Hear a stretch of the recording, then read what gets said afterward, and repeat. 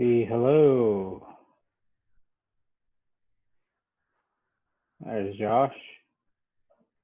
Rob, good to see ya. Hey Steve, can you hear me? Yeah, I got you. Awesome. I'm not using the AirPods. They're acting up on me, so going old school wired. Yeah. We'll see how I make out here. Cool. All right, who do we got here? Carlos. How are you, Carlos? Mike. We got Office. Well, good stuff. What's that? I was just gonna say, if people want to unmute themselves, they're welcome to. There's Trevor and a little one. I love it. Hi. Boy. That's awesome. Oh, that takes me back, man. Oh. How, Trevor? You can unmute yourself if you want. Hi. There you go. Hi. How's it going, guys? Good, man. I'll try to fix that light behind me in a minute. Oh, that's all good. Okay. And what's your little one's name? What's your name? My name is Julius. Julius. Julia. Hi, Julia. Yeah, I am 4. How old are you? I am 2. 2. 2. Love 2? it. Yeah. 2, yep. And my Future Four. investor in the making, right? Yeah, he's a tough cookie, man. and Yeah. my Yeah, 4. he's not impressed by much. And my 4. I'll tell you guys seriously, my other daughter, she's 4. I've brought her to 3 appointments. And my 4. And just by randomness, I've gotten the acquisition on all 3 of them every time I brought her. Yeah. I bet that's 4. Probably not random. not random. Yeah. What's that? So Trevor, where are you from? here we Oh, go. hi. Hi. We're in Jacksonville, Florida. Oh, nice. Yeah. Yep. Yeah, we met at the Commercial Empire, right? All right. Event? With Tim Bratz, yeah. Yeah. I had less hair and maybe less beard. And you're dressed. You had a collared shirt on most of the time too, I think. Yeah. And who was? I'm quarantine casual these days. There. And what was the name of that other guy in Florida that was wearing the bright suits that you were hanging That out was was Obi Dorsey who with? came. Obi, that's right. Yeah. He's a really big wholesaler here in town. Yeah, I know. I remember you mentioned. You guys keep in contact still? Yeah, Yeah. we do a deal together, once or twice a year usually. Nice. Yeah. Nice. Yeah, and we're good friends. Awesome. Well, thanks for coming, man. Appreciate it. Yeah. I know you've Thanks for kind of doing it. been commenting online here and there, so that's awesome. Yeah. And anyone else that wants to go video, by all means, we decided to go the video conference route this time so that it's easier for people to jump on and ask questions. Maybe we'll just give it a couple more minutes and then we'll get going. Hey, Rob. Yeah. Hey, I'm video for right now. That's Yeah, awesome. hey, Rob. I'm going to be going off video in about 45 minutes, but No worries. hey. That's all good. Cool. And then also we have the chat too, right? So if people want to just kind of throw out, where you're from, that's always great. I know starting to see some familiar names here, which is really good. Kind of build a bit of a community, right, amongst this group. So definitely let people know where you're at so that, you may find somebody's in the same market and there might be some opportunities to collaborate as well. That's Sabrina joining. Great.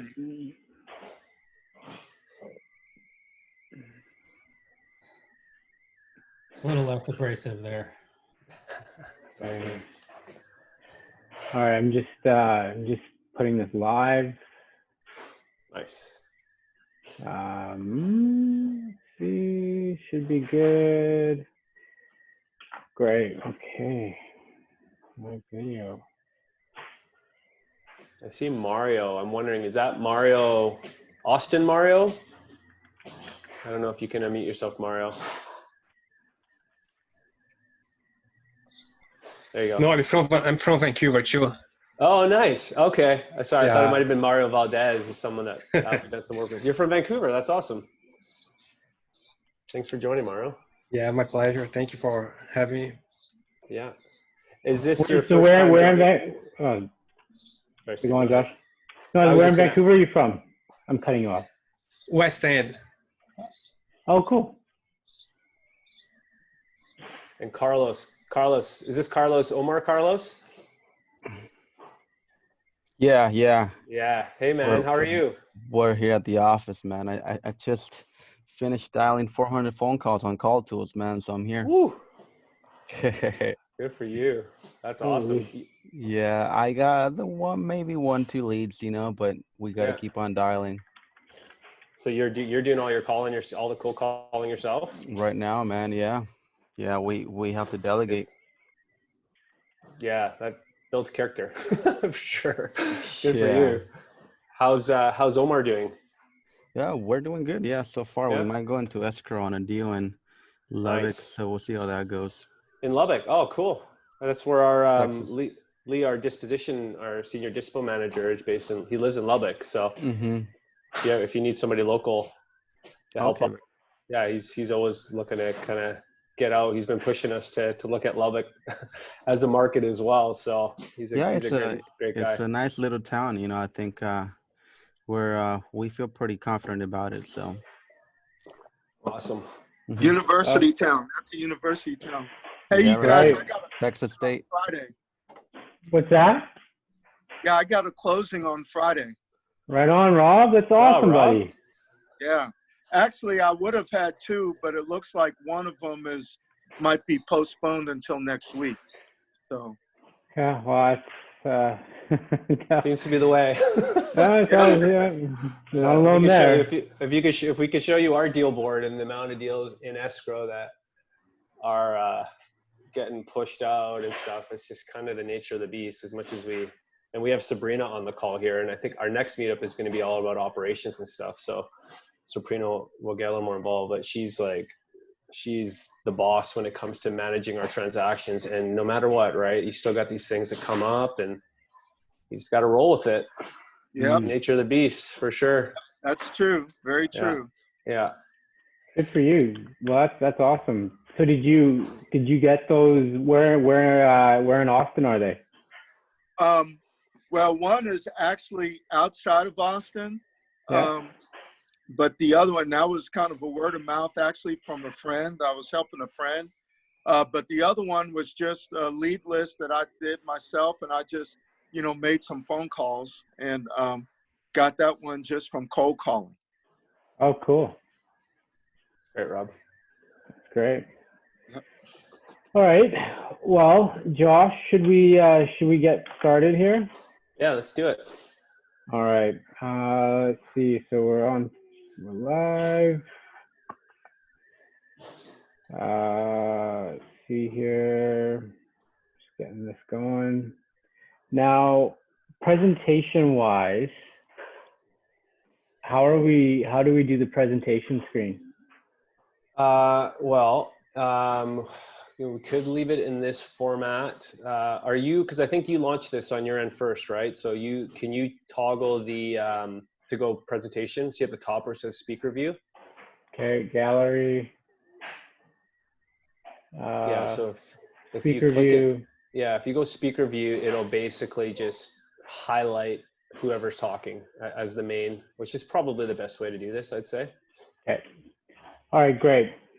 So are we recording now too? Yep, yeah, we're recording. Okay. We're good. Fantastic. All right, everyone. Well, hey, Steve and Josh here from Tall Bridge Investments. Thank you so much for joining us today. So yeah, whether you're, let us know where you're at right now. So if you want to just message us, put in the comments. The boys are playing foosball. Put a message in the comments. Let us know where you're at, where you're from.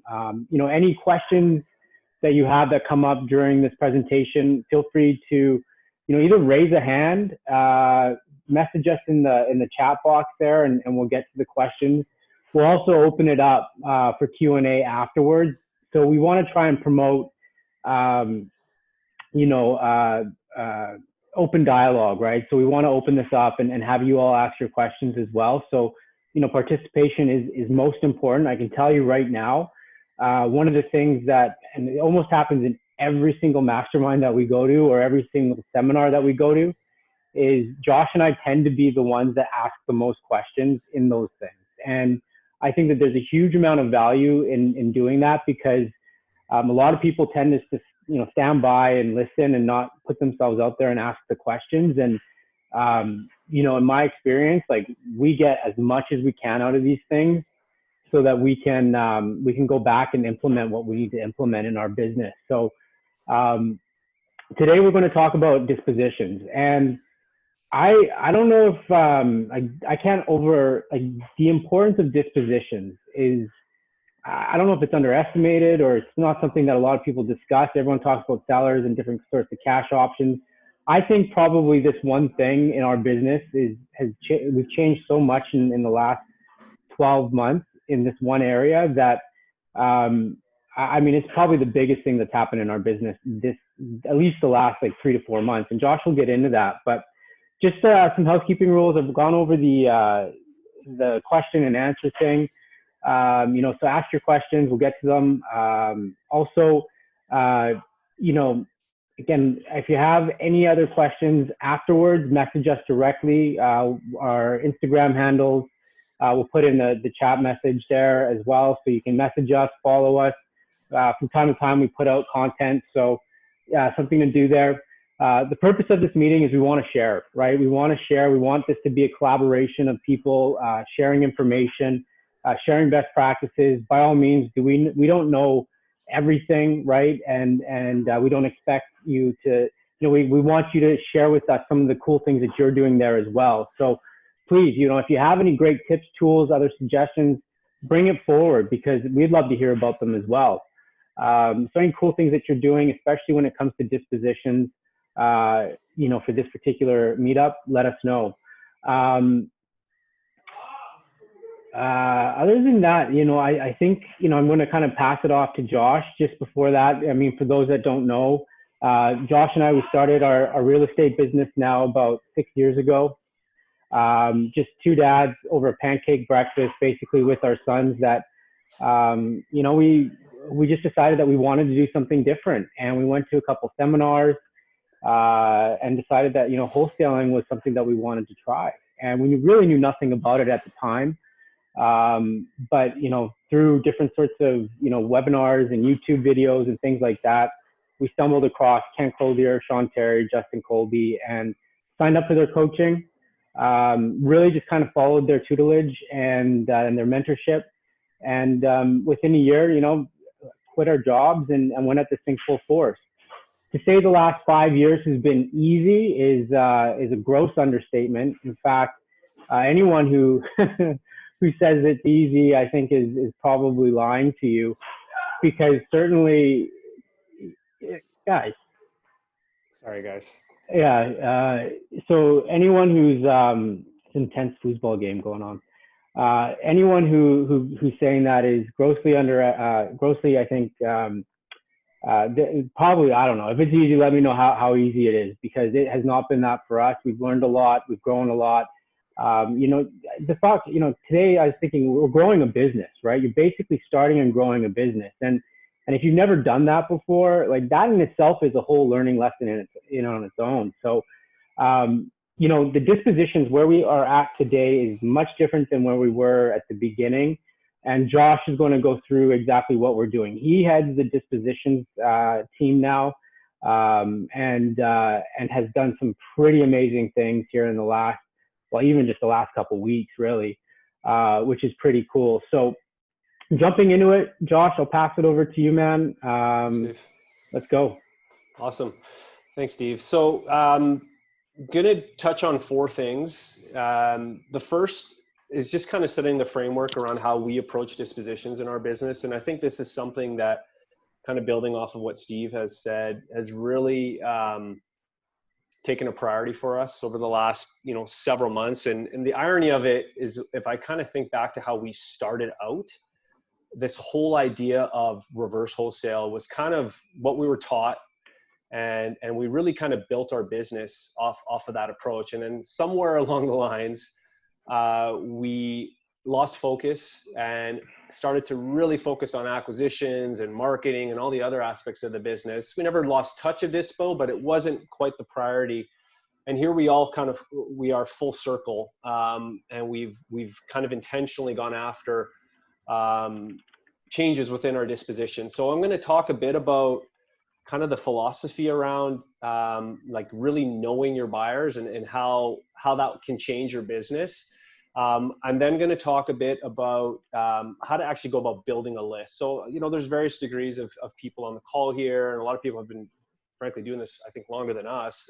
So would love to kind of hear what other people are doing in terms of growing a buyer's list. But I'll talk about some of the things that we do in our process to grow our list. And it's a combination of outbound, inbound, and it's always happening. Like we never really stop because, you know, I think we've come to realize your specifically wholesale business kind of lives and dies with your buyers list, especially with everything that's happened over the last few months. This has become very evident to us. And so it's important that that's always happening. So I'll kind of break that down. And then, you know, once you have this buyers list, right, that's always growing, you know, there's certain things, you know, that we're doing now to better manage, organize, and communicate with our buyers that is starting to provide some results. So we'll kind of talk about that. And then kind of more tactical, you know, I want to get a little bit into the actual selling of the deals, right? So it's, you know, you build your buyers list, you're managing your buyers list, right? Which can very quickly grow to thousands and thousands of people. But you also, at the end of the day, have to like sell your deals, right? So what are we doing to actually market out our properties, the different channels that we use to promote our deals, and that should kind of wrap it. So again, you know, how we build our list, how do we manage our list, how do we sell our deals? So hopefully that kind of will give people a decent understanding of our dispositions. The one thing I'll add is, you know, we're pretty meticulous with our SOPs, like in all aspects of our business, whether it's marketing, acquisitions, dispo. So what I'll be talking to you about here is really, it's documented in an SOP. It's actually something we can share. We'll share it to our Facebook group.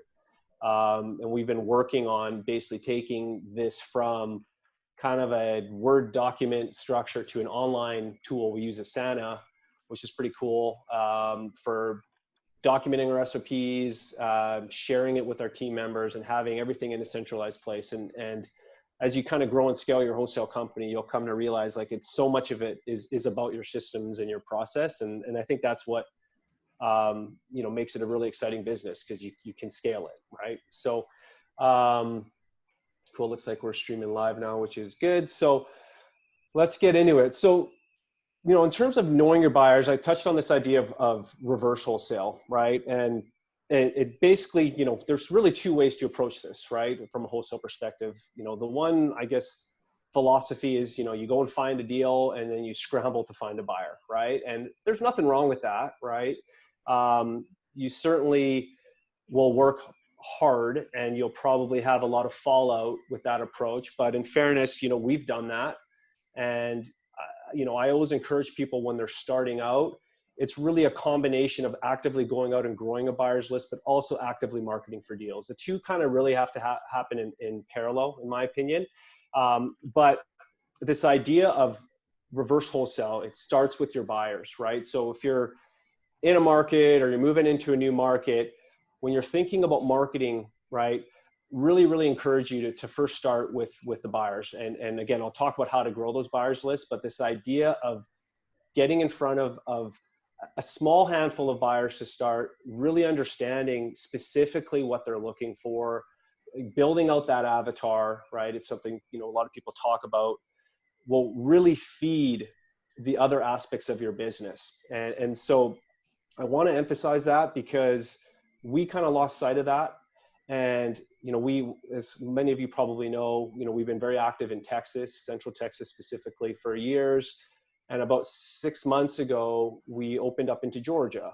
And, you know, we kind of went full bore on all the marketing and acquisitions and cold calling and you name it. And we had leads coming in, but we weren't able to convert a lot of these deals. And the reality of it is, you know, we kind of thought we had some decent buyers, but in reality we didn't. And so in kind of Steve's talked about some of the changes that we've made, this shift to really focusing on understanding our business in the last few months has completely changed our ability to kind of work the deals in that market. So just want to emphasize the importance of that.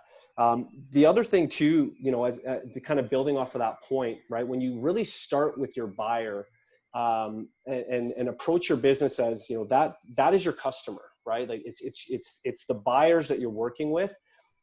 Your buyers will appreciate that, and you will begin to differentiate yourself.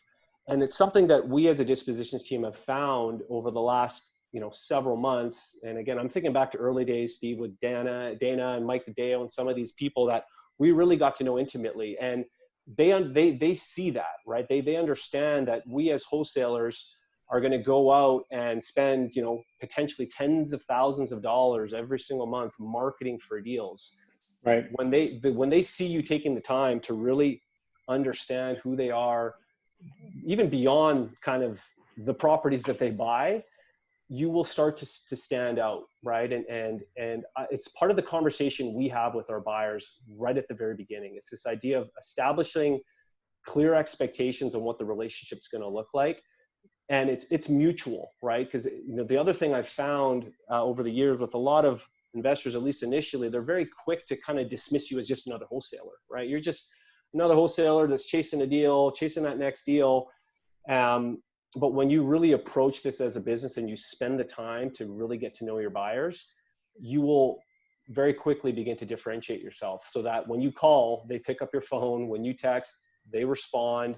And for me, one of my biggest pet peeves when I'm trying to sell a deal is when I don't get that feedback, right, from my buyers. So you start that right on the initial point of contact. So well, yeah, and that's a great point, Josh. And one of the things that I mean, we were talking about this just yesterday in preparation for this is oftentimes like we were doing things because we were so busy trying to scale ourselves out of certain positions and roles and key functions in our business. Yeah. And at a sacrifice, I know you might, this is just one of the lessons learned for us. And you know, one of the things that we did, we tried that with acquisitions, as we mentioned last week or the week before. And, you know, that was a mistake. And then we also did the same thing with dispositions, right? And, you know, we had outsourced and tried all these different things. And one of the assumptions that we had made is that, you know, our deals will sell themselves. Like if we get a good deal, it will sell. And we've had many good deals, great deals, and they haven't sold. And, you know, it comes down to, you know, timing really of a lot of it. A lot of our buyers that would buy the deal, you know, they're out of town, like in, you know, over holidays, like some are out of country and they're not there. And what do you do, right? And so one of the big things that we've done here is Josh, as of recently, has stepped back into the dispositions role and really kind of taken charge of the whole Atlanta market and a few things that we're implementing now. But don't underestimate the importance of dispositions like we did. Just thinking that your deals are going to sell themselves. Like you get a good deal and it's going to go off. Like people are going to buy it. Because that, I don't know, like that hasn't been our case. Like it has been in some instances, but it is something that, you know, once, and we'll go over a few case studies later, Josh, where given what we're doing now and this whole reverse wholesaling model that, you know, originally is what we started to do and then we got away from, has really been huge for us. Yeah. So yeah, for sure. And it's a good segue because the last 2 points I wanted to make, and I think you're kind of touching on it, is when you understand your buyers and who they are and your ability to empower your acquisitions team, whether you're the one that's going out and working with a seller or you have acquisitions people that are working with sellers, when they understand who your buyers are and specifically where they're buying and how much they're paying for homes, like all the specifics that you need to gather and understand about your buyers, your ability as an acquisition person to go and take a strong stance with the seller and be informed and educated and really approach it with a level of confidence is unparalleled, right? And that's, I think, one of the shifts that's taken place for us over the last couple of months is our ability to connect buyers with our deals even before we have a contract in place. And this is something that, again, we used to do in the very beginning, especially being virtual, right? We don't have the luxury always of being able to go and meet a seller face to face. But the ability to actually connect a buyer on a deal during that negotiation allows you to really put a strong foot forward, your best offer forward, and in most cases, shorten the terms, right? In many cases, when we bring a buyer into the process early on, we can come at a seller with zero due diligence, right? And hard EMD, right? Immediately following execution, because we already have a buyer lined up. And so, this is something that we're really starting to do now more consistently.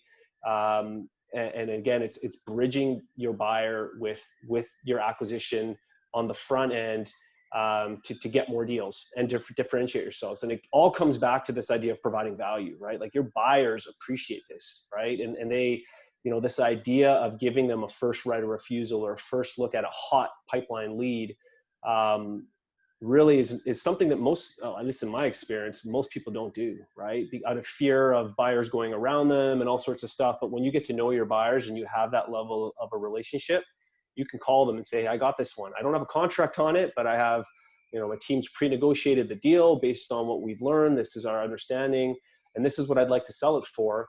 And we'll we did it today. We had a house that was a hot pipeline deal.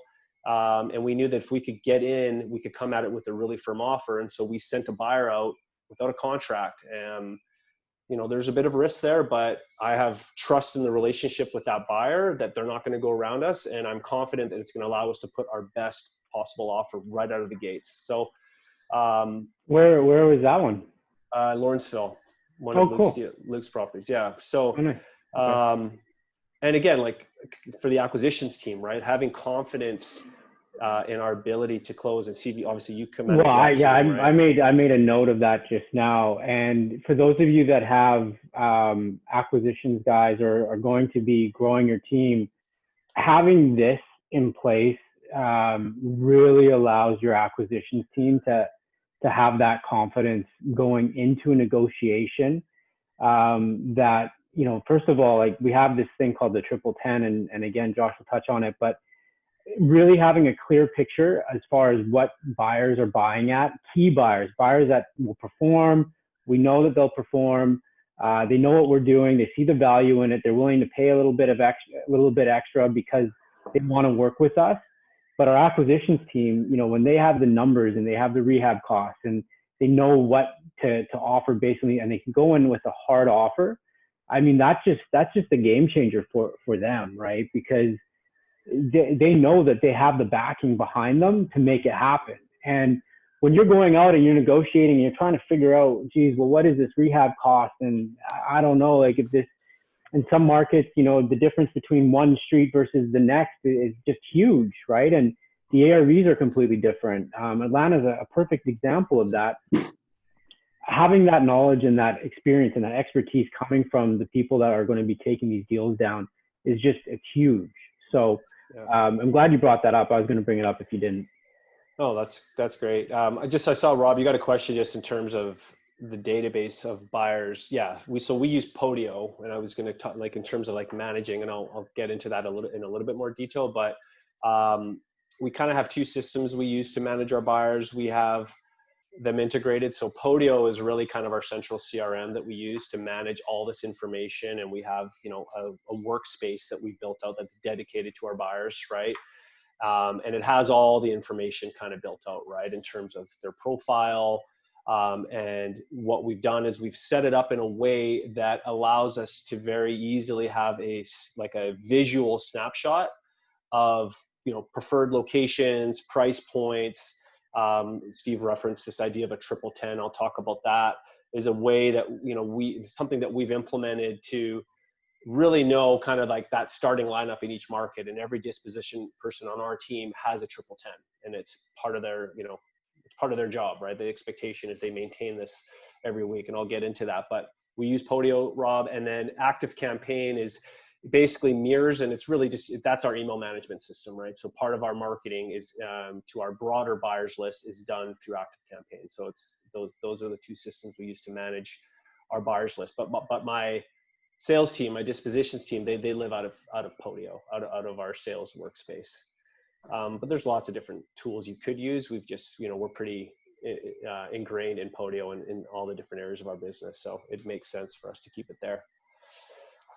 All right. So I think that kind of probably closes off this idea of knowing your buyers. And you just can't emphasize it enough. Like, if you're looking at a new market or you're just getting started, before you spend a dime on marketing, in my opinion, get in front of some buyers. And there's lots of ways to do that without spending money on marketing, social media, things like that. But make sure that you have a handful of buyers that you can go to as you start going after leads, right? So that you have someone that you can bounce these deals off of, baseline your underwriting, and reverse wholesale the deal so you can have the deal sold. And you will find your conversions will also go through the roof, right? And we're testing this. So, at the end of this quarter, we just started our third quarter, we're anticipating a pretty significant jump in our conversion, simply because we're approaching it from this perspective. We know that we can drive leads, and we have a solid acquisitions team and the systems and all that stuff to do volume acquisitions. But if you don't have your buyers, right, it's gonna fall out. And to Steve's point, even when you get a good deal, it's just timing and other things, right, can fall out. So you want to know who those buyers are before you really start spending money on marketing and driving seller leads. Or you could be Carlos and do 400 cold calls a day and go mad. That's amazing, man. I can't believe that. That's really. Oh, you're muted, Steve. Yeah. Carlos, is that all manual, or are you using a platform? No, this is on call tools, of course, it's Yeah. in Dallas for me. So of course it's a dialer, there's call Yeah. tool, there's Mojo dialer, there's Right. a handful of other ones. So Yeah. Mm-hmm. Still impressive. That's a lot of phone numbers for sure. That's awesome. That's good. Okay, so let's going to transition and talk about building a quality buyers list. So I'll touch on really there's 4 different ways that we grow our buyers list again. So it's always working for us. First and foremost, direct mail, right? Obviously, it's a more expensive approach to building your buyers list, but what we found, and we're always consistently mailing to buyers, is the conversation often is different, right? And I think the reason for that is, they received a letter, kind of similar to a certain degree with the sellers, but even more so with investors. They received a letter and they took the time to call you, right? So what happens is the conversation shifts, right? And it really allows you right from the get-go to establish the foundation of that relationship. And I often kind of make a joke about it. And when we get those calls coming in, and I say something like, I really appreciate you taking the time to pick up the letter and call me. These letters often don't work, but once in a while I'll make a great contact, and it leads to a really awesome working relationship. And I kind of always frame it that way, because I want to acknowledge the fact that they have taken the time to call you. But clearly, if an investor is picking up a letter and calling you, that's somebody that you want to be spending time with, right?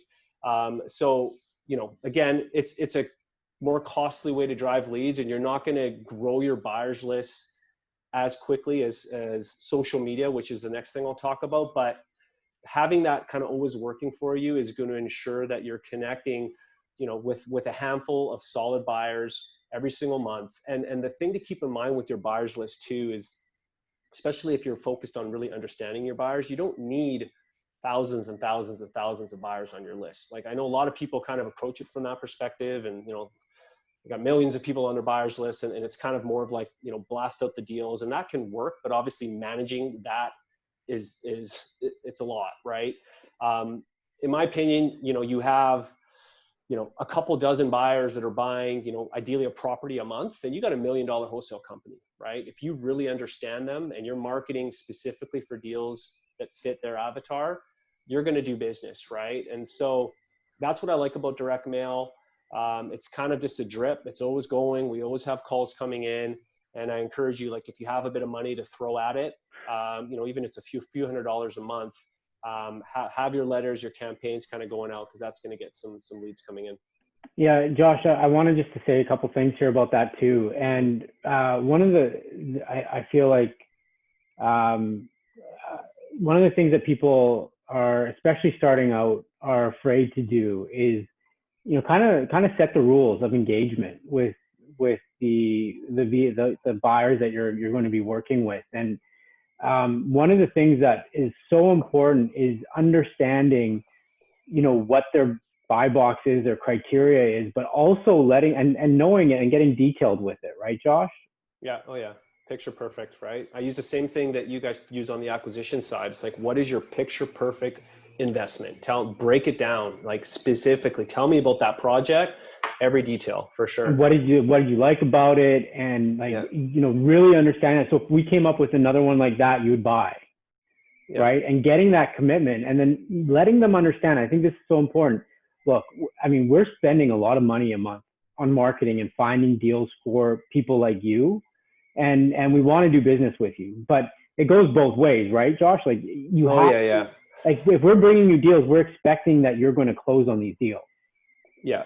Or at least give me feedback, right? Like that to me is, obviously we want to sell the deals, but if I can get feedback, I can continue to refine how we market for deals. And so, I kind of think, it's funny, I think back to when we first started, right? And I remember like being anxious about talking to buyers, right? Like we hadn't even done a deal, and I had this like whole kind of written script out, and a call would come in live, and I'd be afraid to take the call, right? Because I wanted to be in the right setting. I wanted to have my script in front of me and this and that. And in fairness, like it comes with a bit of time and practice, but also just I think a respect for the effort that we as wholesalers put in, right? And I really push back on our buyers, right? When they call us now, like I'm almost kind of selling them out, right? Like I'm making sure that they appreciate how hard we work, and that this is, again, we're not just chasing the next deal. This is a business. And I help them understand what that looks like. And some investors will be really quick to tell you, yeah, I know what you wholesalers do. It's like, well, do you really understand like how many thousands of leads we have to work through just to get you one deal? Yeah. And I'm not just talking about the money, making, time, like it's a lot of work and pain, right? Like it is, having a wholesale company it's not a complicated business, but it's not easy, right? And I really make sure that our investors understand that. And when and it's like, a lot of them can be really short, especially when you're not the direct mail ones. The guys that call you, they've taken the time to reach out, they want to talk to you. But when you're scraping buyers off of social media, which is one of the things we do every single day now, we have a VA that does this. A lot of these buyers are really kind of quick to just dismiss you as another wholesaler. Yeah, sure, add me to your list. It's like, well, yeah, I need a phone number, I need your email address, and I need to speak to you to qualify you for our buyers list to make sure that this is a relationship that's going to work, right? Otherwise, you're just adding a whole bunch of junk to your buyers list that is going to be really hard to manage, and it's going to it's going to give you like this false sense of hope, right? And so we really push back, and sorry to interrupt, but one of the big things too that is important about this, and it's so easy to overlook this side of it and to say, okay, well, I'm just going to add buyers and this sort of thing. Like we've done that, in the back of our minds, knowing that it just creates a lot more work.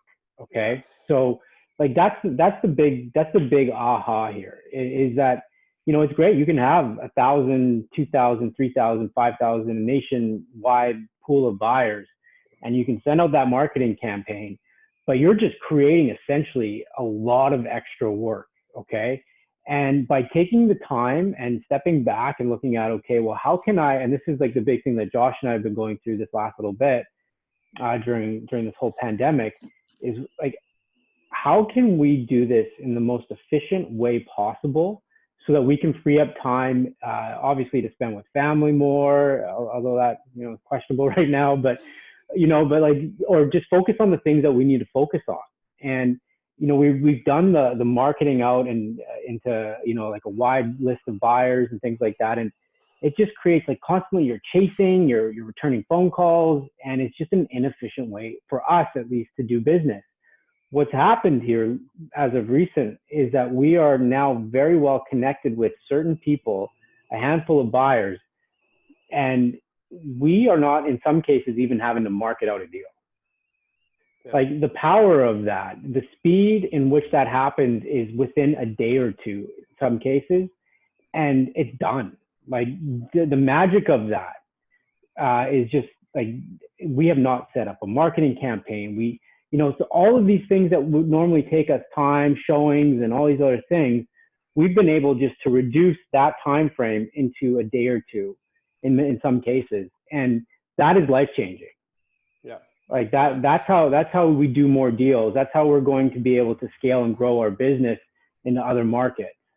Yeah, it's a great point, Steve. And I think you made this comment yesterday too. It's like it's in some ways it's like it takes work to do that though, right? To like the effort to spend the time with these buyers and really kind of go deep with them. It's actually harder, right? It would be a lot easier for us to just like add the email to our buyers list, to our email distribution, and blast it out. And then to Steve's point, deal with all these queries coming in. We don't know who these people are. Then you get into all the other stuff that can happen in terms of backouts and all the things that happen, right? Whereas, when we reverse it and we start with the buyer in mind on the front end of our funnel, it really can streamline the process. And that's what we're moving towards right now. Like we do have several thousand. It's harder in the beginning, right? It's harder in the beginning. But you end up saving yourself so much bloody time, because now we're not talking, to 1,000 people or a bunch of people who are just like, a lot of times, like they're tire kickers and they're not really even buyers. And they're there saying that they're interested, and, they're backdooring you because they're actually wholesalers or other investors that go behind your back. Like we've gone through a lot of different situations. So the upfront work doing this is kind of what we avoided doing, right? Because it was hard. And now that we've been doing it, we see the other side of it and how much easier it is. And Kent, like he ripped us apart. Kent Clothier ripped us apart because he's like, guys, like you need to be doing you need to be doing the reverse model. And the moment we started implementing it, we saw instant changes in our business. So yeah, for sure. All right, so let's keep moving on building a list. So we talked about direct mail. Obviously, there's for those that don't know, like there are a lot of cash buyer list providers, and that's often the easiest way to get a hold of those lists, right? So we will pull our cash buyer list from Find Cash Buyers Now, and also PropStream has cash buyers. There's lots and lots of different sources out there, and I'd suggest you got to kind of try different ones and see what works for you. But that's the easiest way to kind of get those lists at volume, right? So for us, as we continue to go virtual and open up into new markets, one of the first things we do is that we do pull an entire cash buyer list for that market, and we'll skip trace and we'll text and call and mail, right, to kind of grow a buyer's list that way. So that's kind of always working.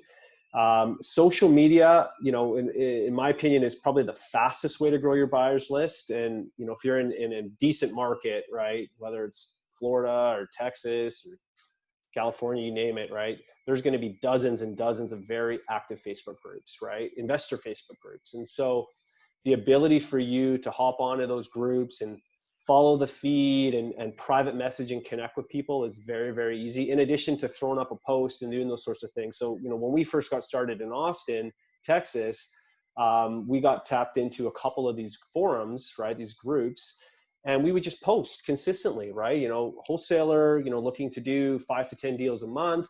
If you're interested in off-market deals, message me or send me your information, and you do that, and you're going to add 20, 30 buyers to your list a day. Again, you still got to go through the process of talking to these people and really figuring out who they are, but it's a very quick way to get those leads, right?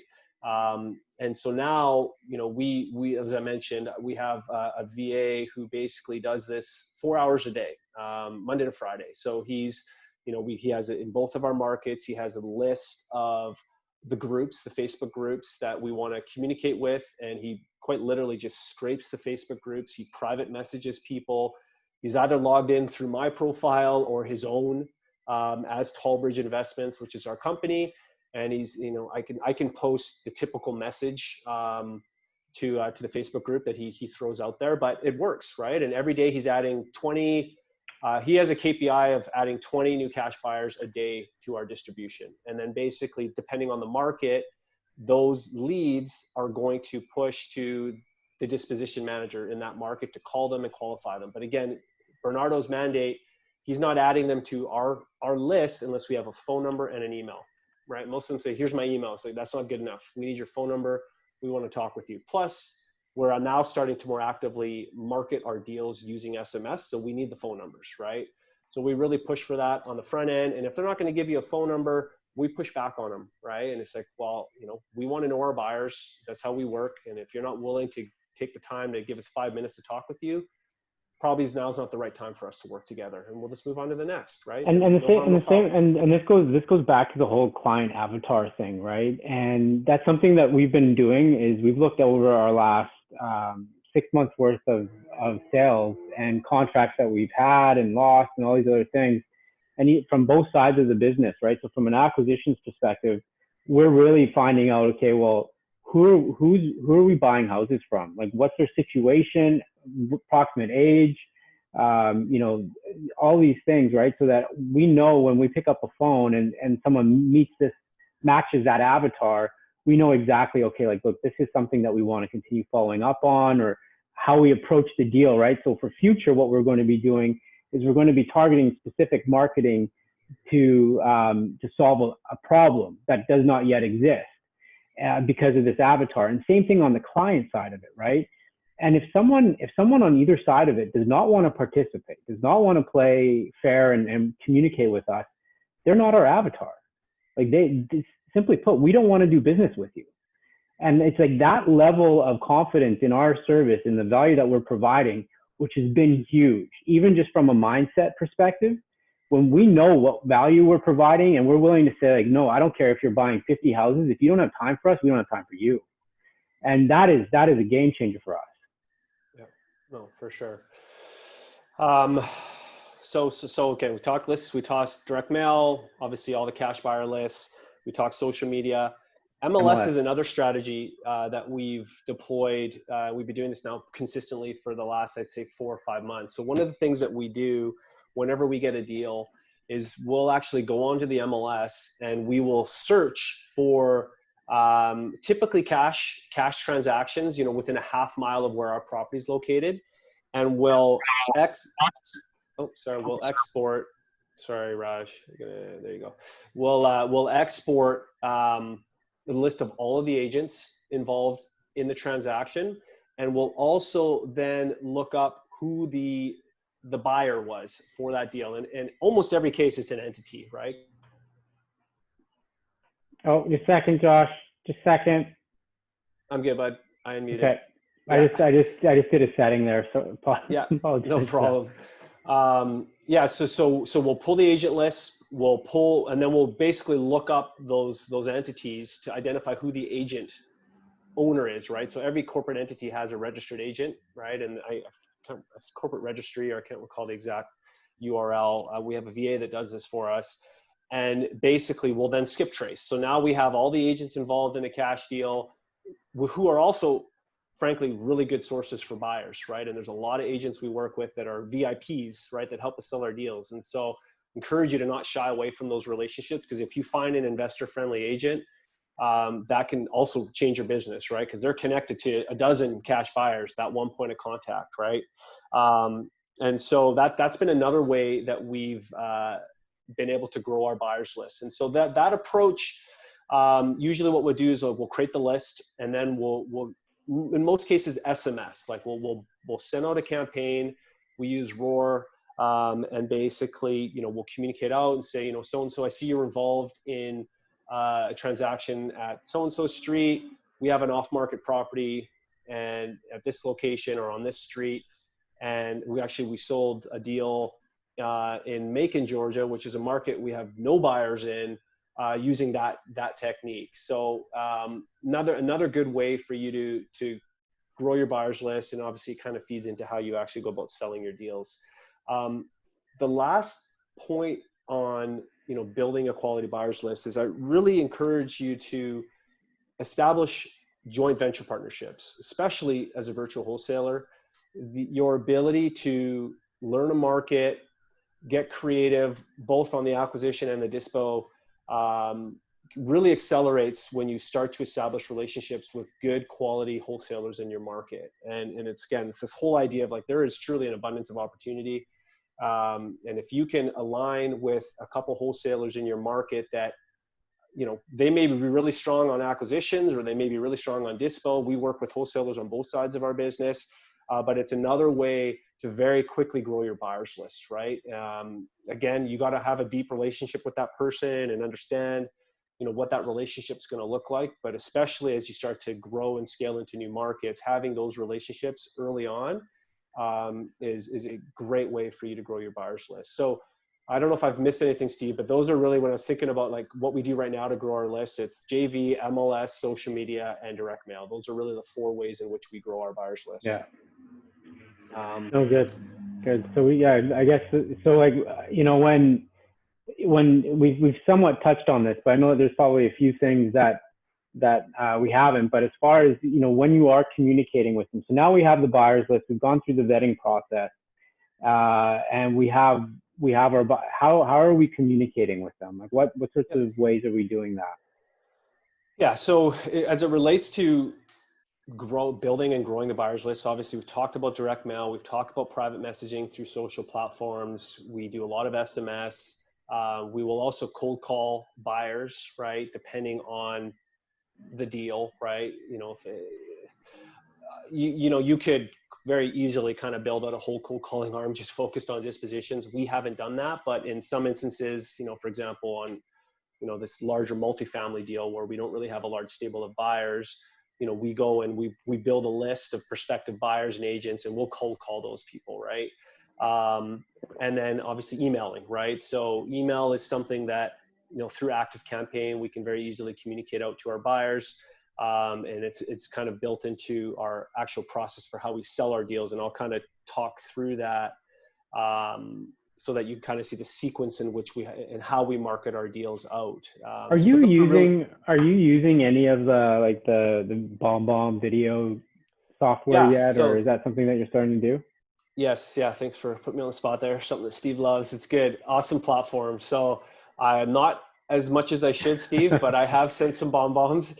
Okay. Steve's been kind of pushing me on it, which is great. The one thing I have done, I've started to do a lot of video conferences with our buyers, especially new buyers. So instead of kind of doing that phone call with them, jump on a call, right? Like, as a virtual wholesaler, frankly, even if you're in your own market now, people aren't necessarily wanting to meet you face to face.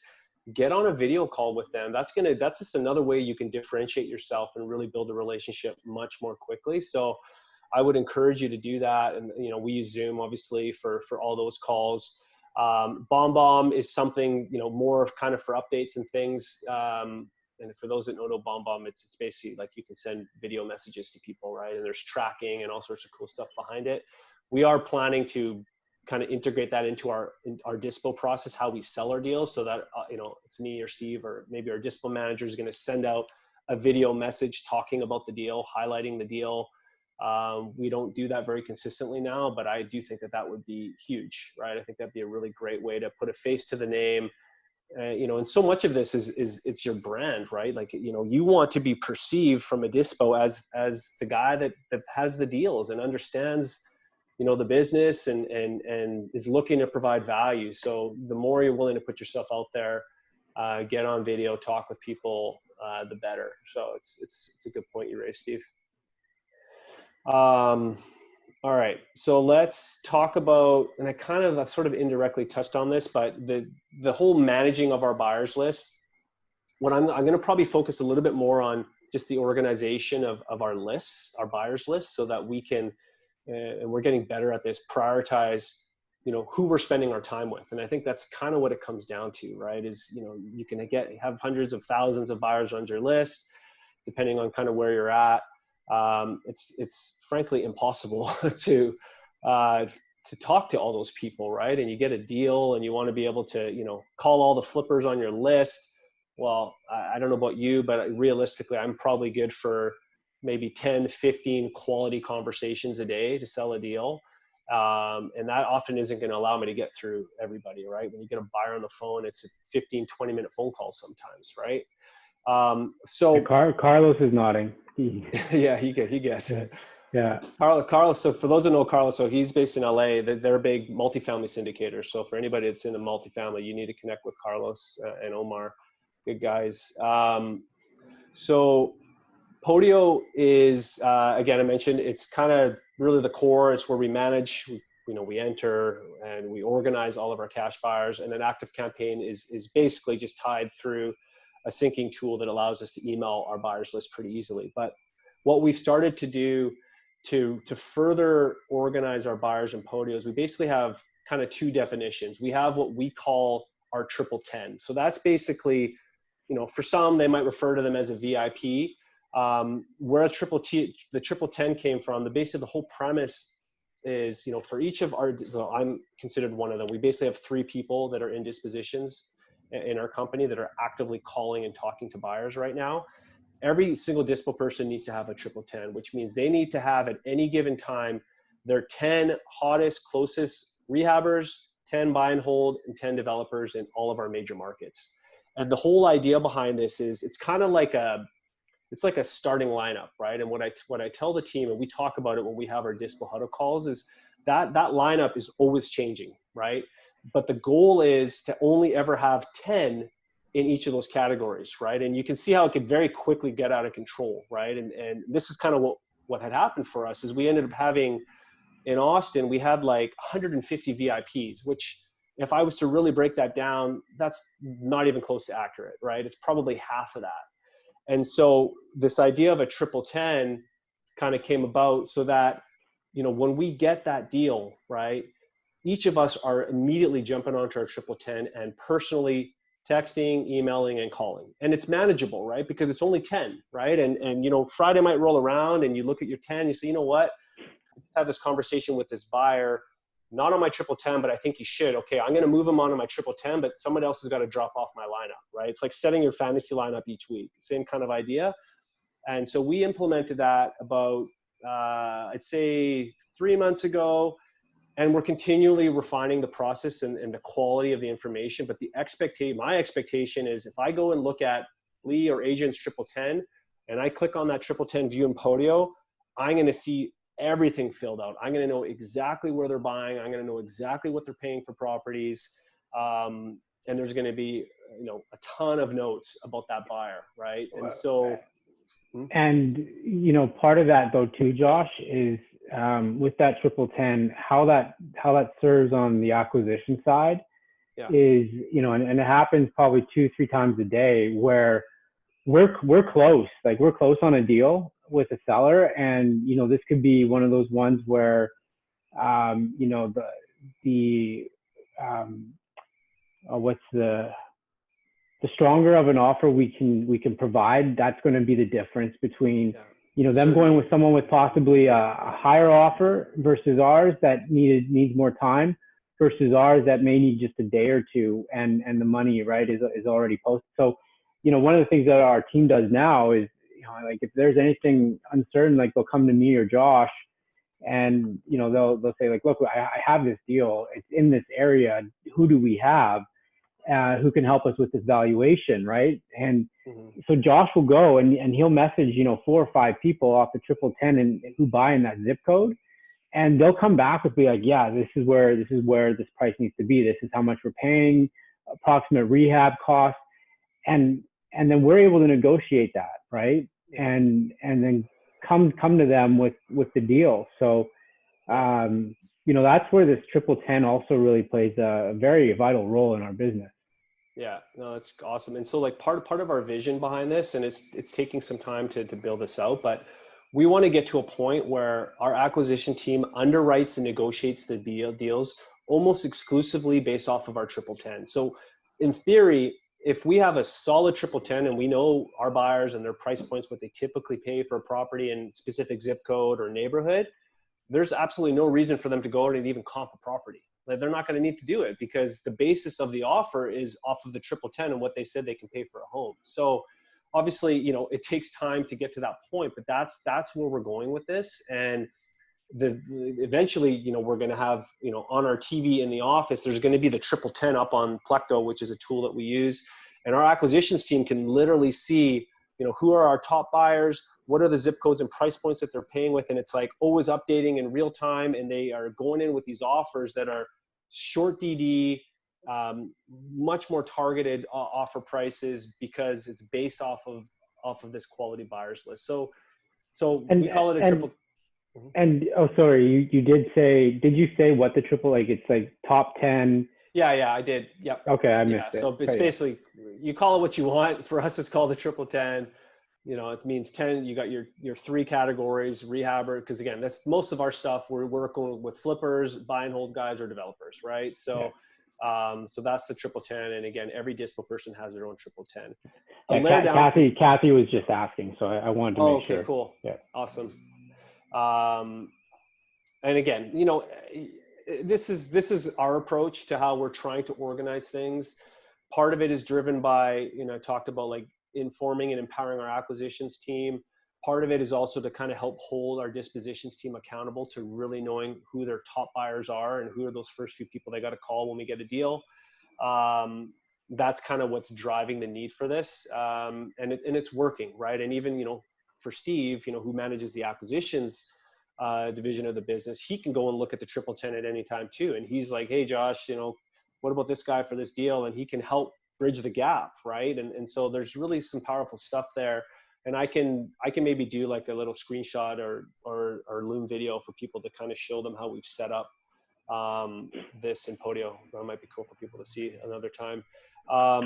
So the triple 10's like, that's kind of like the bread and butter. That's the core of how we're managing our top buyers. And then we have our hot sheets, right? Which is kind of a layer down from that. And basically those are people we're actively talking to. They're hot, meaning like they're looking to buy. I don't really care if they're looking to buy 1 or 10 properties. If they're ready to buy right now, they're hot. And basically, so once we work through our triple 10s, if the deal doesn't get sold, we go onto our hot sheet, right? And everyone has their own hot sheet as well. And that's again, where you're just shuffling, you know, triple 10, as you hit the button, they move to that triple 10, they move off, on and off. It's kind of always being updated. And that's, in my opinion, probably the most important thing, right? Like this is something that they're looking at daily. I'm often, you know, depending on the volume of deals coming in, I will be looking at my triple 10 and communicating with the same people, you know, day after day after day on different deals because they're on my triple 10, right? And that's okay because, you know, these guys are active and they're on that list for a reason. So we really kind of like that approach. Yeah, kind of excited to see where it takes us, but we expect big things with that. All right. So you got your triple 10 marketing. So what property marketing and sales side of it? So how do we do that? Cool. So so when it comes to actually selling our deals, you know, we kind of have like, it's like a 5 or 6 step sort of sequence. And again, I'll share the SOP as well so people can see that. But basically for us, the first step when we get a deal, right, we got a property under contract. So now let's just assume that the deal wasn't sold, right, on the front end by bringing a triple 10 into the acquisition process. So this is a deal we signed. We still think it's a good deal, but maybe it's not a fit for our triple 10 and we need to push this thing out. So the first thing that we do on every single deal is we want to make sure that we have an online presence about that deal. And again, it kind of comes back to our brand. So we immediately post the deal to our company website, Tallbridge Investments. It's a subscription-based website, meaning if an investor comes to the site and they look for our wholesale deals, they'll actually have to create an account in order to see our deals. Once they've created the account, they're on. And we do that because we want to make sure we can capture their information, right? And follow up, because not everyone takes the time to fill out that new form on our website. But we get, you know, just by having our deals online, we'll have buyers that could just come across our website, and we want to make sure that, you know, we know who they are and we can connect with them. So every deal gets posted to our website. And then at the same time, we also post it to our Facebook page. We have Tallbridge Investments fan Facebook page. And, you know, we're consistently posting our deals on that page. I'd say, you know, we can certainly be more active in bringing valuable content to the Facebook page, but certainly if you go to that, you know, Tallbridge Investments Facebook page, you'll see, you know, years and years of deals posted on there. So we've been pretty consistent with posting every single deal to our Facebook page. And it's just, you know, letting people know we're active, right? That's the goal. I would say, you know, having it posted to our Facebook page and our website is not usually how we're going to sell the deal, but at least we kind of are building that credibility, that track record. And I do think people look at that. So that really is kind of the first step. From there, it's, you know, again, if we have not sold it on the front end, we still will re-engage with our 1010 as a first step in our disposition marketing process. So what that means is that each of our dispo managers are privately messaging, like SMS, calling, and emailing. And it's very quick to do, right? You cut and paste, cut and paste, cut and paste. We've chosen for the time being to not automate that because we want that to be personal. We want the, you know, the communication to come from the dispositions cell phone. And because, you know, it's limited to this idea of a 1010, they're able to kind of rip through that. Usually it takes, you know, 20 minutes to push a deal out to all of my rehabbers on my 1010. So that's the first step. And again, you know, the idea here is we want to give our VIPs, our 1010s, a first crack at our deal, right? At the same time, you know, we're not going to just sort of give them days and days and days to respond, right? So usually for us, I'd say it's about a 24-hour window from when we push it out to our 1010 to when we kind of go on to the next step, which is putting the deal in front of our entire buyers list, right? And so for us, you know, usually what we'll do is, not usually, actually what we always do is we'll queue up a campaign, an active campaign. You know, we have our template, it's branded, and we promote the deal, right? And that'll go out to our entire email distribution. And so that's usually where we start to kind of get those bites. And it's also a really good indication of whether or not we got ourselves a decent deal based on the emails that are coming in. And so now that's working for us. So we have the online presence, we've communicated with our 1010, we've sent out the email communication. And then from there, we do a social media blitz. Like we have our target Facebook group. So we'll post the deal in all the Facebook groups, you know, where we want to be present. And often I'd say, you know, if we haven't sold it to our 1010 out of the gates or that hot list, I'd say that's probably the third way in which we've been successful in selling a lot of our deals. It's getting the deal online onto Facebook. And you know, you get a lot of people that private message you asking for information. It's a great way to grow your buyers list and a good way to sell your deals. So, you know, we'll post on Facebook, and we've started somewhat inconsistently to post our deals on Instagram as well. But our intention is to do that for every deal. We want, again, it's just getting the online presence about our deal, and having a process to be able to do this quickly, right? That's kind of what it comes down to, and where often the bottleneck can be. So it's Facebook, it's Instagram, and that now your deal is out there, right?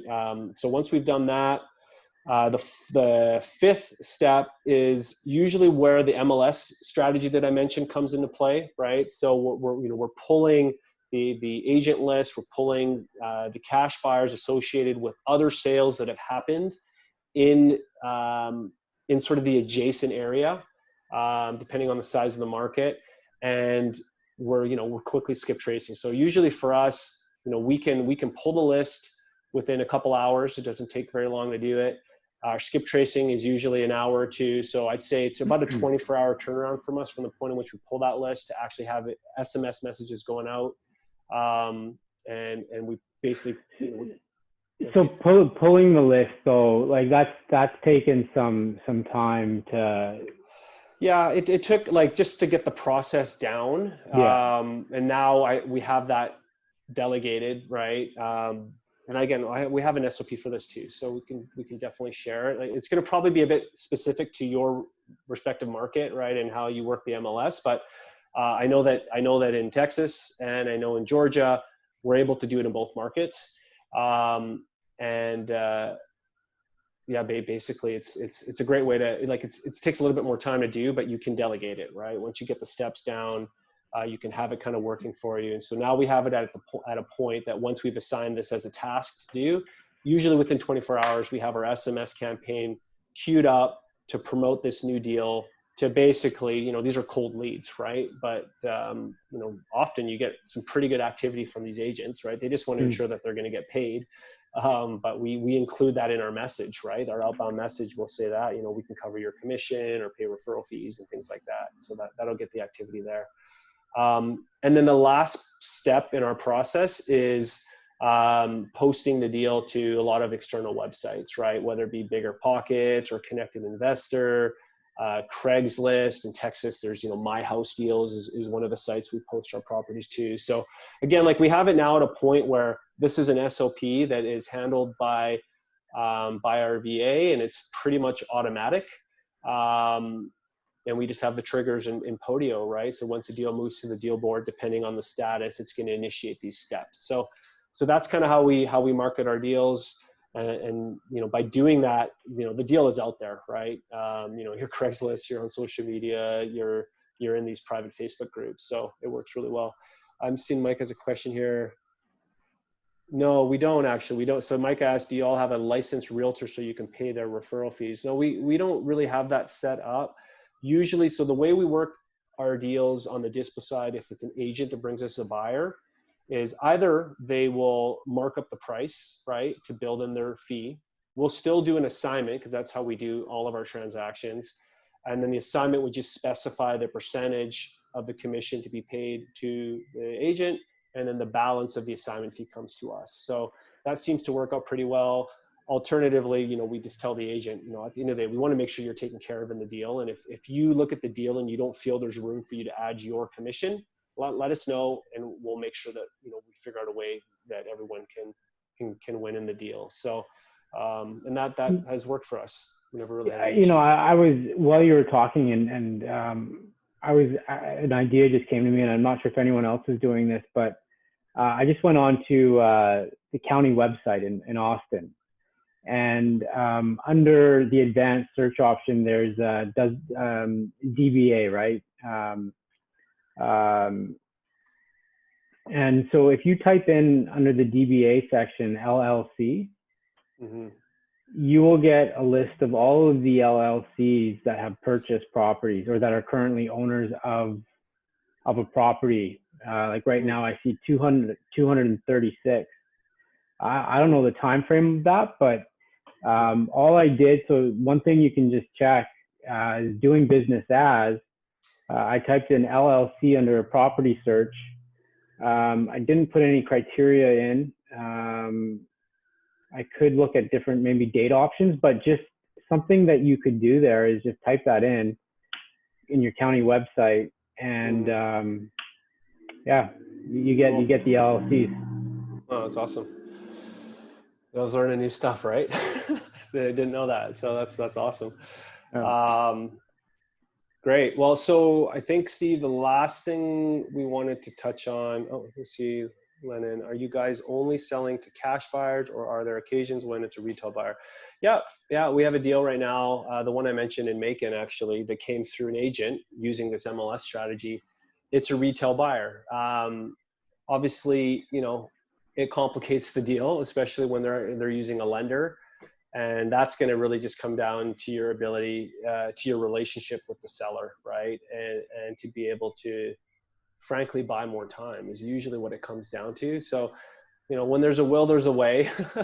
And more often than not, like we got to get creative sometimes on these deals to get them done. So, you know, but what's the alternative is you don't sell it, right? So, you know, we'll find a way to work with agents and work with retail buyers if we can. But obviously, you know, we try to push for cash, hard money, private money, because, you know, usually our contracts are negotiated with a timeline that is based off of that, you know. So but it's all doable, right? Like you kind of come to realize, like, we're just, you know, kind of deal makers sometimes, and just be honest and transparent. You kind of work through it, and you'll get it done.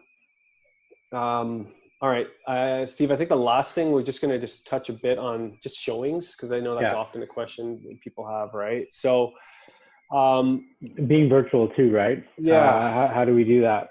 For sure. So, you know, the way we've done it, it kind of depends, right? More often than not, you know, we don't have like a cattle call, right? Like we're not bringing dozens of buyers through our properties, and I don't think you necessarily should have to do that. Part of that is kind of been our philosophy around handling multiple offers, and so we don't have our buyers bidding up our properties. I know a lot of people do that, meaning, you know, we'll take the best and highest offer, and they'll get buyers kind of competing against each other, and you know, to each his own, right? That certainly is a way to approach it. We very early on said, you know what, we're going to set a price, you know, building in our spread based on what we think is fair, and it's the first buyer really that makes a verbal commitment to us, signs the assignment and posts the NRD that gets the deal. And in the years of us doing deals, I think there maybe was one situation where a buyer, where we had, you know, multiple offers, and a buyer was kind of unhappy with, you know, the lottery, you know, that we basically had to do, right, to award the deal, because we weren't going to allow them to bid it up, even though they wanted to do that. But yeah, that's kind of been our approach. And so I think because of that, it's made it easier for us to not have representation at a lot of our showings, right? So in many cases, you know, what we'll do is, if, you know, we will have locked the buyers down before the showing. And that's something I also really encourage you to do. Like I try to press our buyers on the deal before they even step foot, meaning, you know, have you underwritten the deal? Are you good with the offer price based on all the information we've provided you? Is there anything that's like a question mark for you? Because my expectation is if we're sending you into this home, unless there's something crazy going on that we didn't know about, you're going to be moving forward on the deal, right? And so when you do that on the front end, what that allows you to do is, you know, often just schedule 1 or 2 showings, right? In some cases we have to kind of do repeat showings, and you know, we kind of manage that with the sellers, but more often than not, you know, we'll block off, you know, an hour, and we'll stagger our investors. You know, we'll have one going at noon, another one going at 12:30. We'll make sure that we really set the expectation with our investor, who we know well, on how to position themselves in front of the sellers, right? They're one of our investment partners on the deal, or they're, you know, depending on the situation, right? That's going to dictate how they frame it. But we address all that on the front end, right? We ensure that, you know, you're not discussing anything to do with the contract. You know, obviously if it's tenanted, I obviously would expect you to ask some questions about the property, but this is really, you know, this is where there's a level of trust. And I think if you address this head on before the showing, more often than not, you're going to come out on top, right? I'm certain there's probably been a couple situations over the years where we've got burned, but we don't know about it. That's fine. But what it's allowed us to do is just have a bit more trust in our relationships and our process, and it's really simplified the showing process for us. So that's usually kind of how we handle it. But the point I really want to make is just the emphasis on locking the buyer down before the showing. And by doing that, in many ways, you're going to be selling people out of the deals, and that's okay, right? There's no point in sending a whole bunch of people through if they're really a tire kicker, they're just looking at property. Like they should be able to underwrite the deal in detail before they even step foot. And then that's going to allow you to really create that short list of who you actually schedule to go into a home. You know, Josh, you brought up something, and we have some questions here. So you brought up something that I think is a great point. And it all kind of comes back to your relationship with the seller or the buyer, sorry. And I think a lot of times, you know, where we have been burned, and you kind of know something's going on because something just all of a sudden happens, and right. And you can't get a hold of the buyer that you were in contact with that was super interested in this property, and now all of a sudden they've gone dark. You can't get back a hold, and then the seller's not responding, and so you kind of just, you know, think that something's going on there. I can say with, you know, absolute certainty that those are the people that are not willing to spend the time with you on the phone.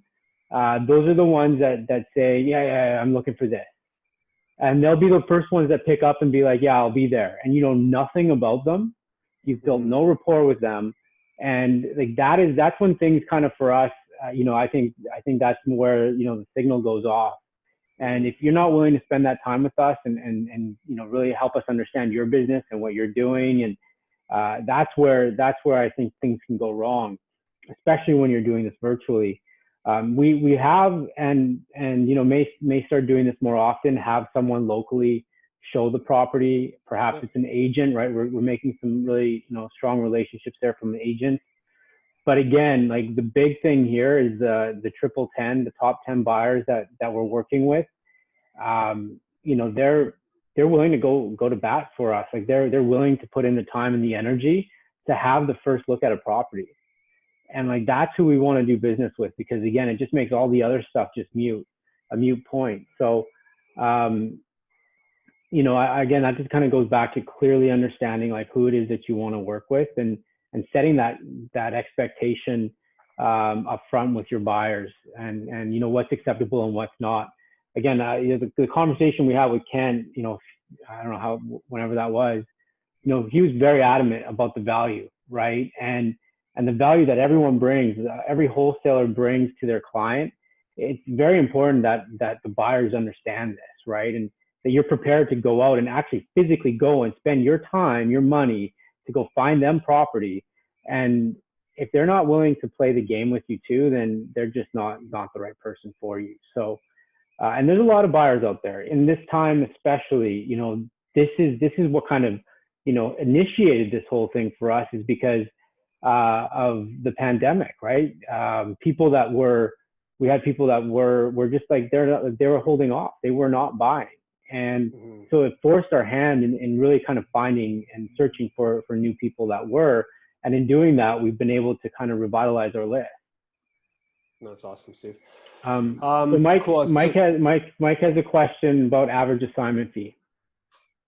Yeah. So we just closed out our second quarter, and we saw actually a pretty significant spike in our average assignment fee. I believe it was just under 19K.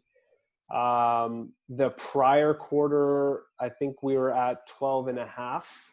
I think it was a little higher than that. Wasn't it closer to 15? In the first quarter? Yeah. Maybe, possibly. We could be wrong. That, but yeah. I could be wrong. Anyways, good trend. So yeah, you know, I'd say, again, it really depends on the market and your approach too, right? Like some people are volume, right? Like they'll do 30 deals, but they average $3 to $4 grand an assignment.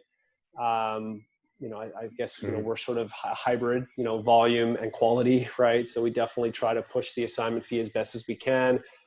We've set a target. So that we just started our third quarter. We've set a minimum target of I believe it's 15K, which we kind of felt was a blended average of our first two quarters. And so that's really what we're striving for, which is pretty consistent with last year. I believe we were right around 16K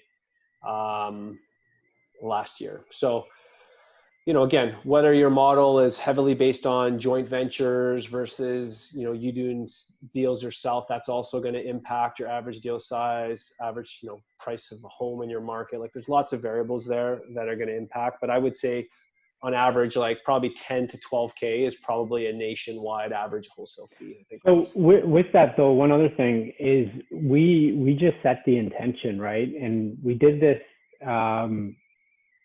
I guess the beginning of the first quarter. I think our average assignment fee near the end of last year was around 10. Yeah. And so we just said to our guys, you know, our minimum is 15. From now on, the minimum, the average is 15. And lo and behold, Q1 was close to that. Now Q2, we've you know, our second quarter, we surpassed that to where we're sitting at almost $20,000 per assignment. It really is just that, like it's setting that intention. And what that does is when you become crystal clear on what you're willing to accept, it all kind of comes down to the same thing, is understanding your value. It goes hand in hand. Josh is working with the buyers, and Lee, our other dispositions manager, is working with the buyers and understanding their criteria and really positioning these properties and the value that we can bring them. And in doing such, you know, we're able to get more for them because we can provide that value to them. That's something that unless you have a business and you're out there marketing, picking up the phone, making 400 cold calls a day, like these are things that people are not willing to do and you're willing to do them, you better believe that there's a price tag that comes with that. Now on the acquisition side of the business, we can negotiate a stronger offer based on our buyers too, right? So they go hand in hand. They're connected. So we can come at a more aggressive offer, which in most cases, it's a fair offer given the condition of the property. But we can come at it like with a strong, very compelling offer because we already have the buyer in mind or buyers that we have in mind for this property. It really makes things a lot easier. It simplifies the whole process. Yeah, for sure. I'm getting hungry. Cool. Yeah, no, I hear you.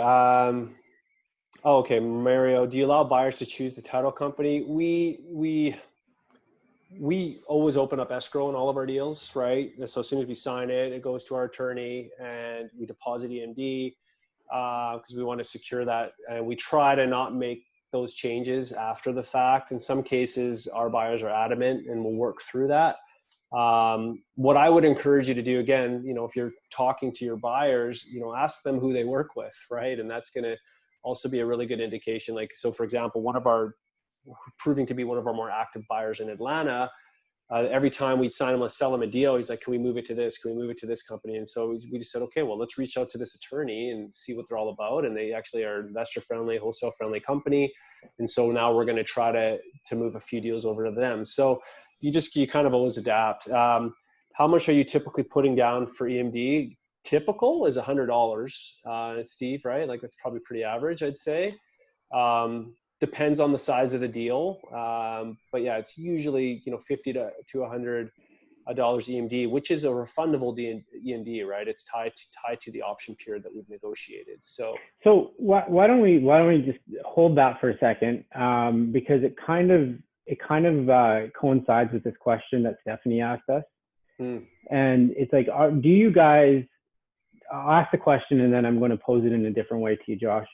Do you guys get a buyer before you accept a contract, or how do you work that if you know you aren't going to be the end buyer?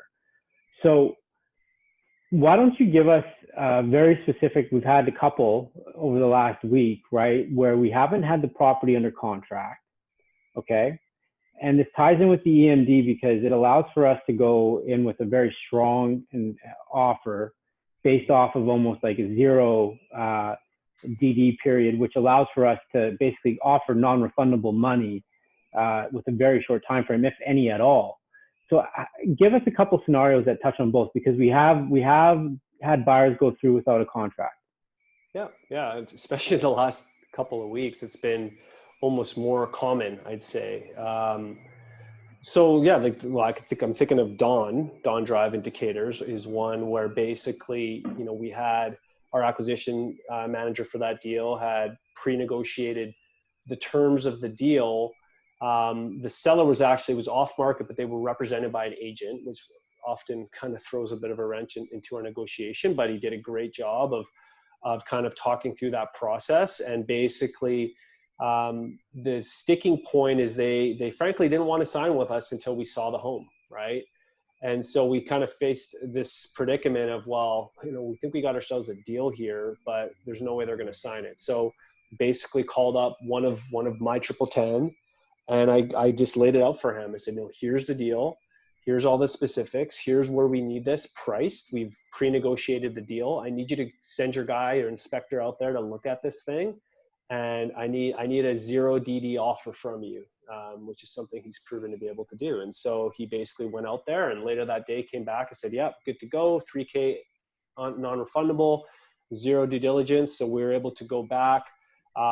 His offer was a little bit lower than where we needed it. It was a relatively small spread deal to begin with. And so because we had that committed offer with the buyer ready to go, Devin was able to go back and negotiate the seller down a bit further to kind of build in our spread and get the deal done. So yeah, that was a great one.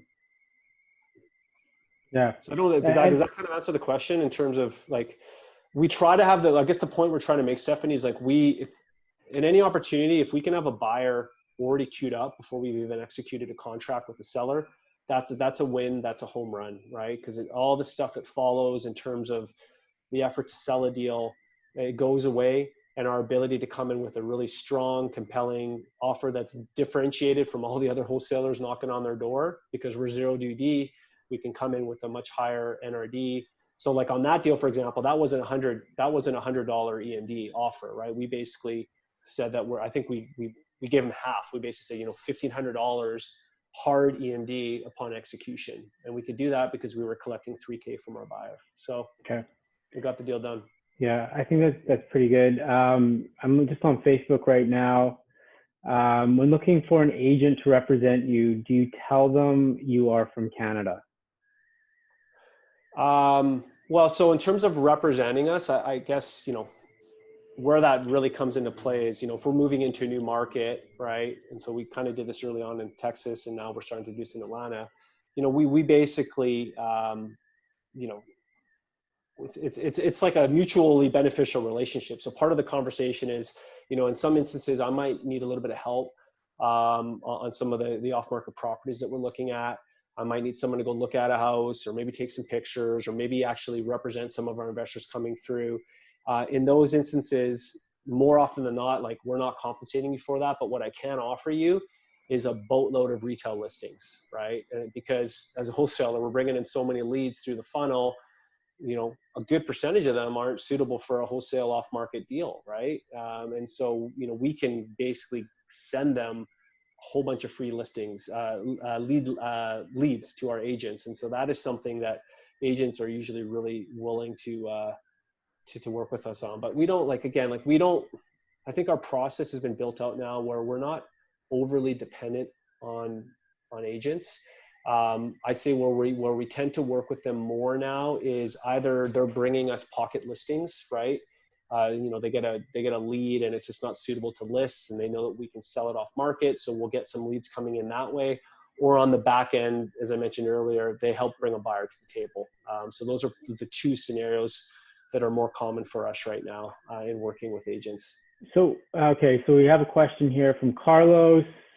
Carlos, active campaign to buyers list. Is it similar to MailChimp and other email blast services? What else do you use it for?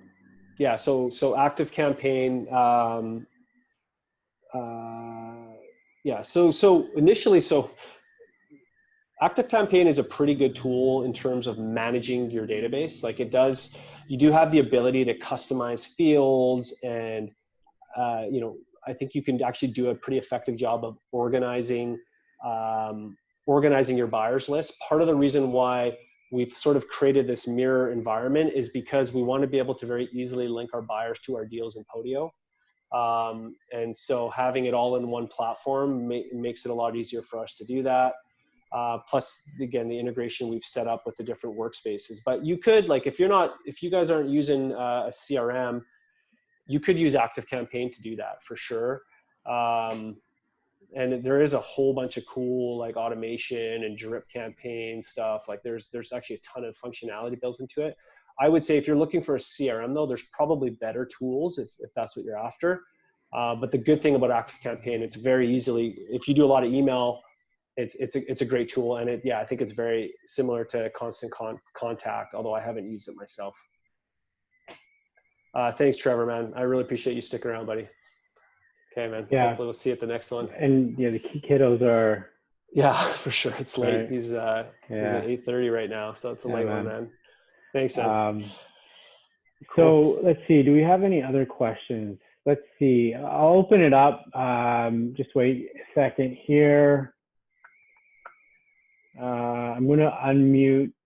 I'm going to make it available for.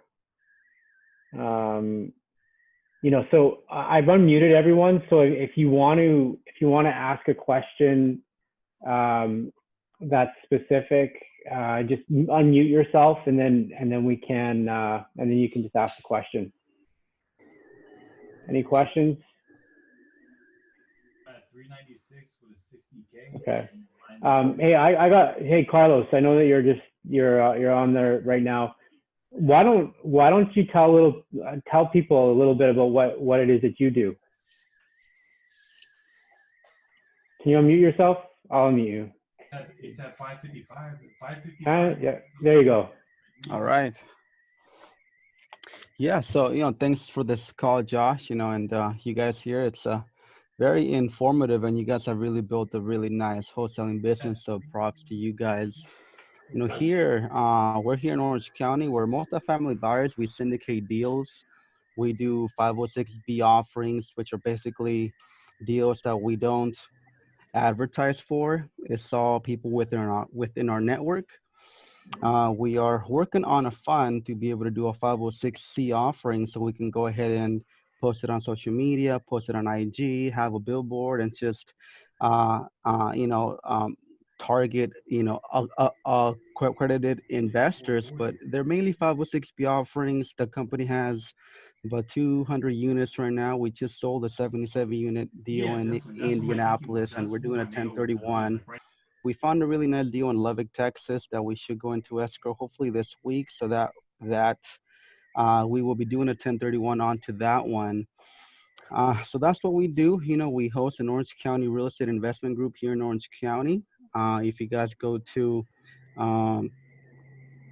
ocinvestmentclub.com, it just goes straight to the Meetup page, and just become a member, and it's free, and you can network. And we bring in a lot of speakers that are in the trenches from all types of the real estate space, and they teach and provide content. So we meet up once a month, or we used to. Everything's all locked up now, but we should be having those meetings hopefully when we're allowed to. Yeah, there you go. OC investment. Here, I'll type it in there. Yeah, you do that. Yeah. But we focus on syndication. We do house flips as well here in Orange County. So that's why we do market. We pull a list, we send mailers, we text blast, we cold call.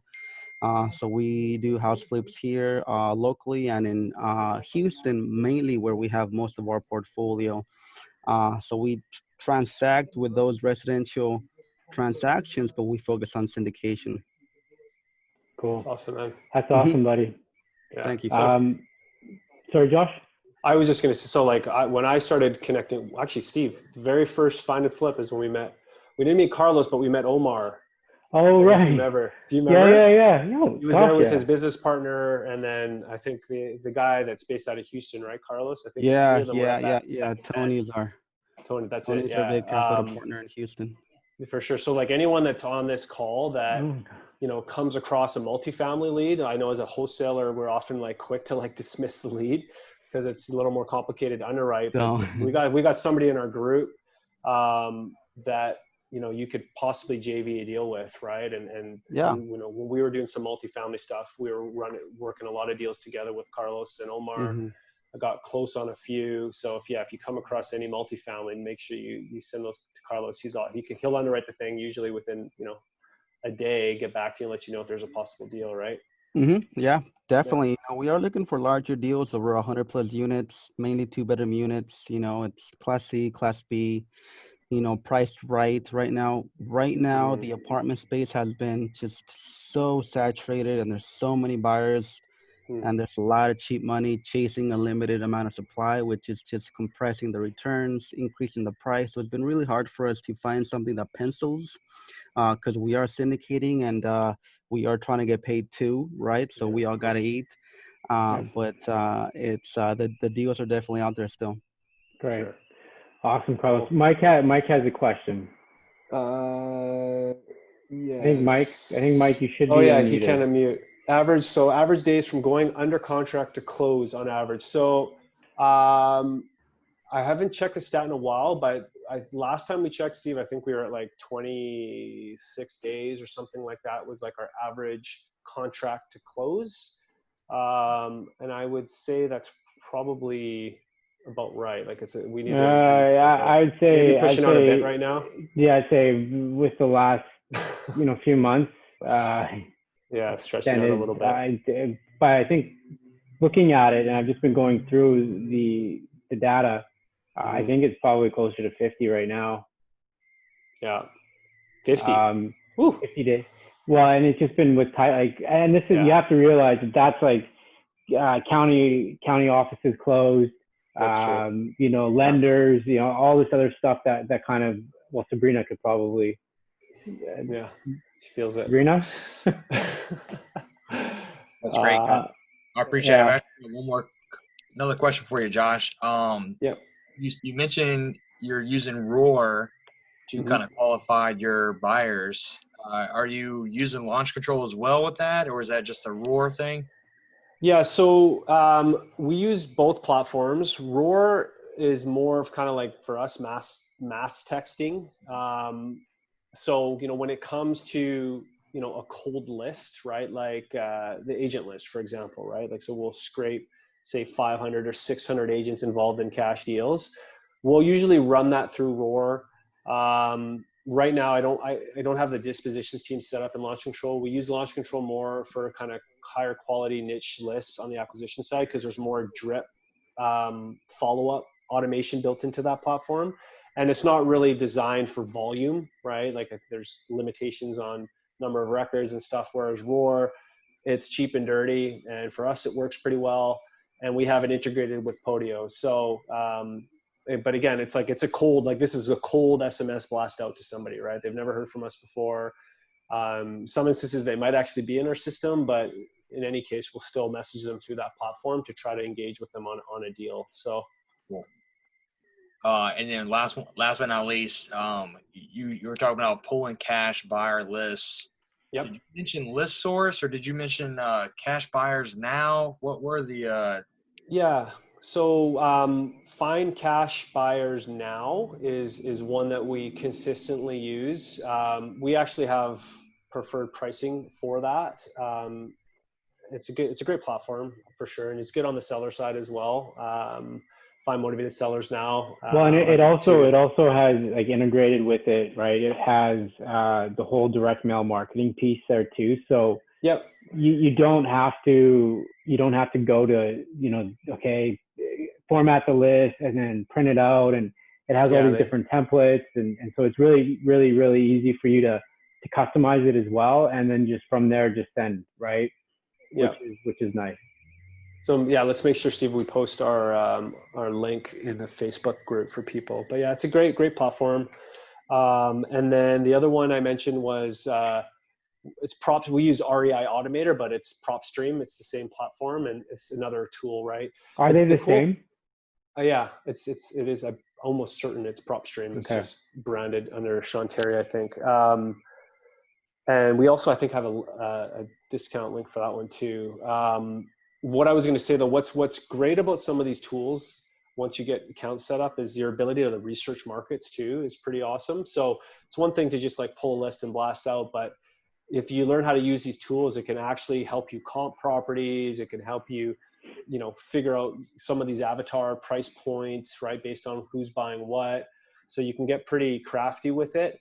List source, I don't know if they may have cash buyers, but I do know there's a pretty cool, I posted a video on it. So like in terms of like analyzing a market, you can definitely get an indication of cash activity through list source. And actually you probably can, right? I think you're nodding, Carlos. I think you can get like absentee owner lists and things like that. And when you search for corporate entities and things like that, you can kind of filter to probably get in front of cash buyers through list source as well.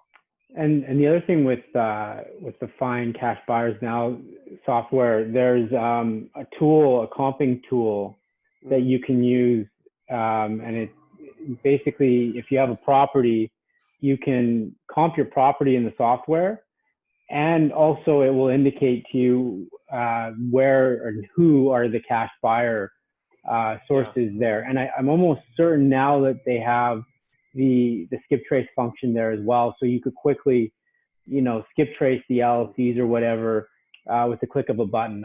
I'll have to double check on that, but you know, that I've been playing around with that the last few days as well, and that's a cool way to see who's buying close to the property and what they're buying for. Sweet. Awesome. Well, that was great. Thanks, Steve. Yeah, no, appreciate it, man. There is, I don't know if this is the prop. I don't even know if you know this. The link for the find and flip thing that we're doing with Kent. Oh, yeah, no, I don't. I don't have any information on that. Okay. That's Well, no, you tomorrow do. morning, though. You do. No, you do. But Well, yeah. there's a thing onto that we're going to be doing, and by no means is this a plug. So all I'm going to do is just put it in the post because this just came about the last few days. But he's already set it up, and it starts June 15th. So he has a bit of a service offering going on there. And Josh and I, are fortunate enough to be involved with a couple other wholesalers who do this virtually as well. And so for some people, it may, there's different levels. There's like an entry level thing. And then there's a different level for more of an elite, people who've done more, which I think is going to basically go through a lot of the stuff that we've talked about, but in more detail and has systems and things like that already in place. So I'll post that here in the chat as well and just have a look at it. But that's cool. We're doing that. It's starting, I guess, tomorrow, but officially it starts on the 15th. So Good stuff. All right. Anyways, again, thank you everyone for being a part of this, joining us. To the people on Facebook, thank you. This is something that we hope you find useful. If you're watching this on a rerun, please, again, let us know, kind of where you're at. Any questions you have for us after this, post them, message us. We are doing our best to respond to people. I've had someone just the other day from Ontario, Canada, reach out and they had some questions. And so we were talking back and forth through Instagram, actually through voice message. So we do our best to respond. And I had another person, asking about title or wholesale and assignment laws in different states. And, one of the things that if you are questioning whether or not, you can do wholesaling or what the legalities are in a particular state, reach out to title companies, right? Reach out to real estate attorneys and find out if it is a friendly state or not. And so we do our best, right? And we're happy to help. That's really, I think, the big thing for us is, I think what gives us the most energy in our day-to-day stuff is just being able to offer some, be of service and offer some help if assuming that we can help in the situation. So again, appreciate you all. Josh, everybody. Great job. Yeah, Cool. you're changing our dispositions around, and it's pretty cool to watch. So anyways, thank you all. Thanks, Have everybody. a great day. We'll see you in a couple weeks. Thanks, everyone. See you later. Peace.